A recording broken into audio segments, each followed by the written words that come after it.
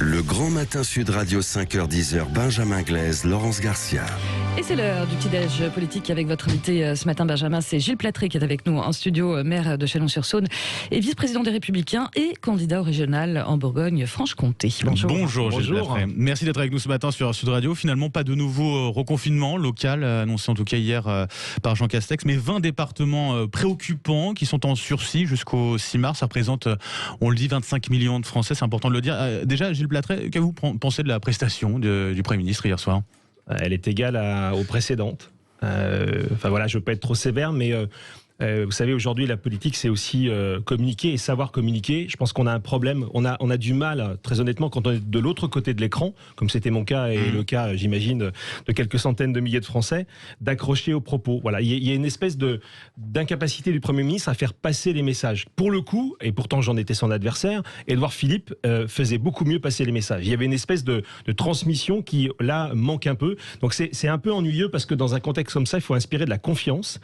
C'est d'ailleurs celle qui manque le plus. On le voit dans toutes les études, le moral des Français est dans leurs chaussettes. Et là, on a un Premier ministre qui n'est pas réjouissant et qui a du mal à faire passer les messages. Alors après, c'est la forme. Ça ne obère pas sa capacité à être utile à son pays. Là, on pourra discuter de sa politique. Mais je pense que sur le plan de la forme, c'est un petit peu insatisfaisant. La question de la clarté aussi, puisqu'on a des reconfinements du coup dans les Alpes-Maritimes, à Dunkerque. Et puis là, hier, on nous dit finalement, on peut attendre. Ouais, et là, la confusion des langages et finalement la multiplication des communications est importante. Le Premier ministre, effectivement, en termes gouvernementaux, a l'air de se contredire pratiquement dans la même semaine, où on annonce Dunkerque d'un côté, Nice de l'autre, et puis le reste de la France. Et puis, pardonnez-moi, mais il y a aussi quand même ce qui arrive 2 heures plus tard, hier soir, en termes de communication, c'est-à-dire la communication du président de la République à l'issue du Conseil européen, qui lui va nous annoncer des choses, alors encore très floues comme d'habitude, sur une espèce de passeport sanitaire. Le pass sanitaire. Le pass sanitaire, mais ça veut dire que le Premier ministre, lui, n'en parle pas, et 2 heures plus tard, 2 heures et demie plus tard, on a une information sur le sujet. Donc je vais vous le dire, c'est complètement illisible pour les Français. Donc ça, c'est un vrai souci aussi. Une information assez floue, on parle de passe sanitaire, mais qui ne serait pas un passeport vaccinal. C'est quoi au juste ? C'est un passeport vaccinal qui ne dit pas son nom ? Alors écoutez, j'ai écouté également le président de la République hier soir. Il nous a fait du Macron dans le texte. C'est-à-dire, vous sortez de l'entretien, vous n'avez pas compris ce qu'il voulait dire. C'est un passeport vaccinal, c'est un passeport sanitaire qui ne serait pas vaccinal, mais à l'intérieur duquel figurerait tout de même le vaccin. Ça s'appelle Emmanuel Macron, ça. Donc moi, je suis très vigilant parce que depuis le départ, je m'étais prononcé contre la vaccination obligatoire. Il faut que ça reste une décision, une liberté de chacun. Donc par conséquent, contre le passeport vaccinal. Il faut être logique avec soi. Si la vaccination n'est pas obligatoire, il ne faut pas un passeport vaccinal. Sauf que là, on est en train de la ramener avec l'Europe, la vaccination obligatoire, si le passeport intègre le vaccin. Donc ça demande une clarification. Je pense qu'aujourd'hui, c'est vraiment l'information dont on a besoin. Très honnêtement, hier, Castex d'un côté, Macron de l'autre, on ressort, on n'a rien compris, sinon qu'il y a sans doute un loup dans le placard. Il faut qu'il soit clair dès à présent, Emmanuel Macron, sur cette question du pass sanitaire, de ce que ça détermine exactement. On a besoin de clarté. Moi, je suis maire, vous l'avez rappelé. On est sur le terrain, constamment avec la population. Je peux vous dire aujourd'hui que le problème majeur de la gestion de la crise sanitaire, c'est l'absence d'horizon. Je ne dis pas, et je prends toujours cette précaution, qu'il est facile de gouverner en ce moment, que ce soit en France ou dans les autres pays du monde. Pour autant, ce qu'attendent nos concitoyens, c'est d'avoir une ligne et qu'on essaye de s'y tenir. Aujourd'hui, on n'a pas de ligne. On avance des idées, on recule, on fait beaucoup de communication, pardonnez-moi. Les confinements des week-ends, ça ne sert à rien. Sur le plan sanitaire, ça n'apportera rien. Donc, soit on est clair et net et on prend des décisions, on les assume, mais là, on n'est pas dans ce cadre-là. On est dans une espèce de en même temps sanitaire et c'est quelque chose de terrible parce que nos concitoyens, aujourd'hui, perdent l'espoir précisément parce qu'il n'y a pas de ligne directrice. Pour vous, il n'y a pas de suspense. La semaine prochaine, ces 20 départements seront reconfinés les week-ends ?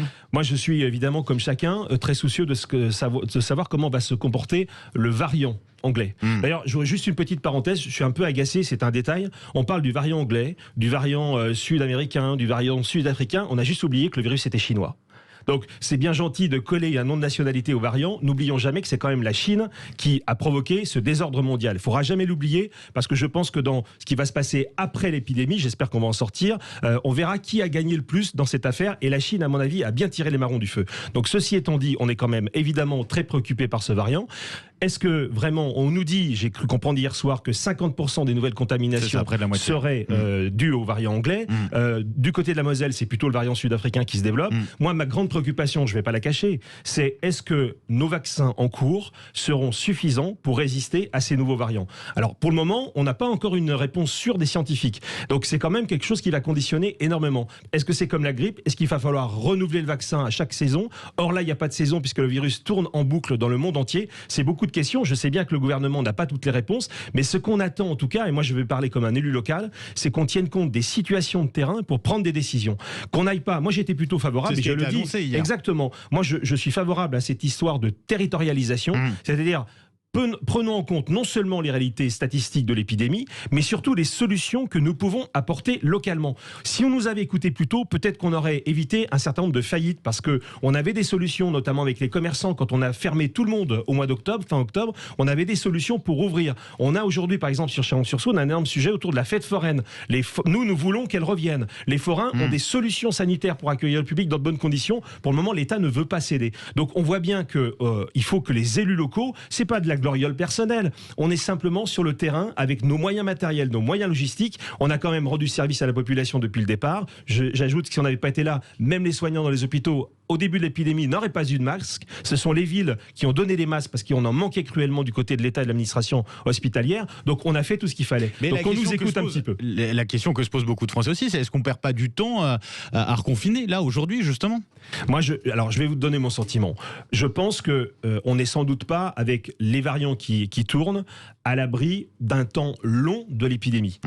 Moi, je ne veux pas vivre dans l'illusion que ça y est, on confine 3 semaines, comme Madame Hidalgo a l'air de le dire. Je trouve ça complètement aberrant. La demande de la maire de Paris de reconfiner 3 semaines Paris, d'ailleurs sans tenir compte du tout des soucis que ça va poser à toutes les personnes qui vivent autour de Paris, et dire finalement après on sera tranquille, c'est une illusion. Ce stop and go on l'a déjà eu. Moi je pense qu'il faut apprendre à vivre avec l'épidémie. Ça veut dire concrètement dans nos vies quotidiennes redoubler de vigilance, mais surtout éviter le confinement. Pourquoi? Parce que les effets, les conséquences humaines du confinement sont sans doute dramatiques au point qu'elles dépassent peut-être le nombre de morts de l'épidémie. J'insiste beaucoup là-dessus. Vous avez des gens qui sont fragilisés, vous avez des aînés qui perdent leur autonomie parce qu'ils sont isolés. Il y a des conséquences physiques, psychologiques pour les étudiants, pour toutes les générations. Et à ce titre-là, il faut être très clair, le confinement doit être à tout prix évité. Il y a un autre sujet cette semaine qui a été marqué également par ces 2 jeunes adolescents morts des rixes entre bandes rivales, un autre blessé hier toujours dans l'Essonne.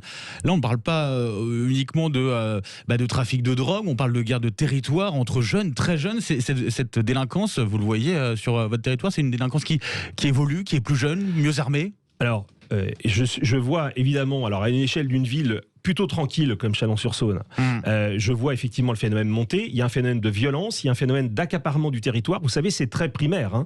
Et les bandes, alors visiblement on nous dit qu'en l'occurrence, dans les faits que vous citez, les bandes sont rivales depuis très longtemps. Oui. Sauf que la violence monte néanmoins. Aujourd'hui, vous avez des jeunes qui très tôt sont en but soit contre la société et contre l'autorité. Ça, hélas, c'est légion. Vous avez vu mon collègue maire de Bron qui a été attaqué, mais il y a plein d'autres maires en France qui sont régulièrement, et je parle des maires pas par corporatisme, parce qu'ils sont représentants de l'autorité, au même titre que la police, que les pompiers, etc. Mais vous avez aussi un phénomène nouveau, et là, il va falloir quand même qu'on s'y penche sérieusement, parce qu'on n'a pas trouvé la solution. C'est la question de l'échange d'informations, et notamment des images sur les réseaux sociaux qui nourrissent les bandes. Je vous donne un exemple. On a eu en fin d'année dernière une saison des tirs de mortier d'artifice. Vous vous rappelez, Champigny, le commissariat attaqué, et partout en France. Chalon était préservé. Mâcon, une ville qui est 60 km plus au sud en Saône-et-Loire, avait connu ces phénomènes-là. On dit Chalon, ça bouge pas. Et tout d'un coup, on apprend que sur des réseaux comme Snap et autres, les jeunes de Mâcon disent à ceux de Chalon, vous êtes des nuls, et je ne reprends pas les termes fleuris qui ont été employés, et donc vous n'êtes pas capable de... Il y a un effet d'entraînement, et du coup, c'est venu à Chalon aussi. Bon, ça s'est calmé, il y a eu des arrestations, Dieu merci. Ce que je veux simplement vous dire aujourd'hui, c'est qu'il y a un effet d'entraînement, c'est que la violence est scénarisée par les jeunes. C'est-à-dire que ça devient un rite qui est complètement dans la vie quotidienne de ces jeunes. Ça, écoutez, il y a déjà des mesures immédiates, c'est la sécurisation des populations qui sont sont au milieu de tout ça. Parce que on l'oublie souvent, en travers les bandes, il y a des populations qui veulent vivre tranquillement. La bande, c'est 1, 2, 3% du quartier. Mais ça suffit à mettre le quartier en coupe réglée. Donc moi, ce que je préconise, c'est qu'à un moment donné, les moyens matériels soient mis en place. Je suis favorable au déploiement de la vidéoprotection partout. J'ai fait des propositions comme candidat au régional, vous l'avez rappelé, en Bourgogne-Franche-Comté, pour qu'il y ait un fonds d'intervention d'urgence pour aider les communes qui veulent équiper leur police, se vidéoprotéger. Et ensuite, je vais être très clair, il faut que l'État nous aide. Si l'État ne met pas les moyens nécessaires, et pas simplement sur des coups médiatiques où le ministre de l'Intérieur, M. Darmanin, descend en grande pompe comme il va le faire à Marseille pour dire « Regardez, je mets des éléments supplémentaires », mais c'est sur tout le territoire que ces phénomènes se passent. Donc on a besoin non seulement de moyens supplémentaires, mais surtout de matériel. La police est sous-dotée, on a des commissariats misérables, on commence à voir quelques nouveaux véhicules, mais c'est encore peanuts par rapport à ce qu'il nous faudrait. Par exemple aux aides municipales, comme ça a été proposé et fait du côté de Poissy. Si la responsabilité de la famille est établie, je ne suis pas opposé au principe. Mais je sais aussi une chose très simple. On a évacué la question de la drogue dans la rivalité de ces bandes dont vous avez parlé. Mais bien souvent, la drogue est quand même au cœur de tout ça.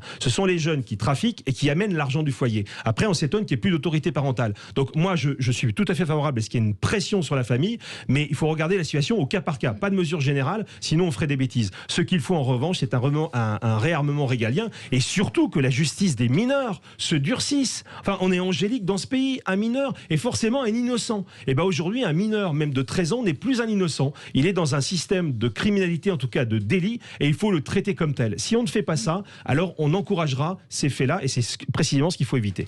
Dans l'actualité aussi, la polémique qu'il y a eu sur les cantines, les menus à la cantine du côté de Lyon. Vous-même, en ce qui vous concerne, vous avez fait réagir en interdisant, par souci de laïcité, les menus de substitution au porc. Le Conseil d'État a bien retoqué cette décision en décembre dernier.